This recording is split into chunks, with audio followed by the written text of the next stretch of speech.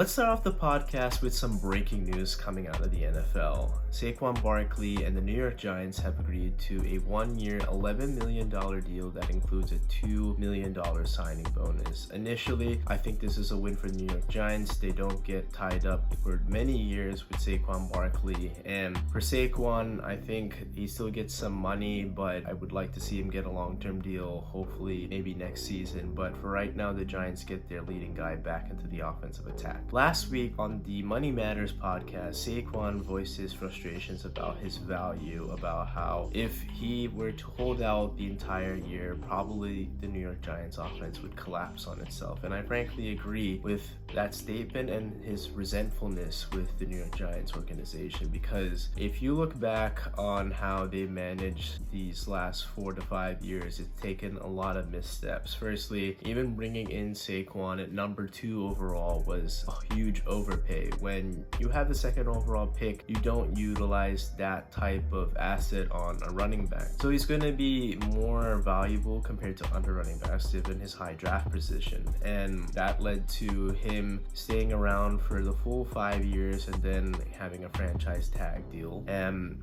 they decided to bring in Daniel Jones a year later, and while his play has been inconsistent, he did step it up in 2022, but I attribute that to mostly thanks to Saquon Barkley and his availability in 2022. In the entirety of Daniel Jones' career, we've seen him be fairly inconsistent, if not totally putrid, especially with turnovers. And 2-3 seasons, it's been with Saquon Barkley in and out of the lineup. With Saquon, Daniel Jones looks like an above average starting quarterback, but when he doesn't have Saquon, he reverts back to looking like a complete bust. That's where I'm very confused about the New York Giants and their front office, because somehow they're going off of 1 year that he played pretty decent and they gave him a multi-year contract with on an average of $40 million a year. If I were the New York Giants, I would have given Daniel Jones the franchise tag. It just ties him up for 1 year and you can still have that flexibility to sign Saquon to a long-term deal, because the long-term dollars for running backs are still going to be fewer than a quarterback deal. And I'm not convinced on Daniel Jones. So even if he were to play with Saquon this year, and let's say he does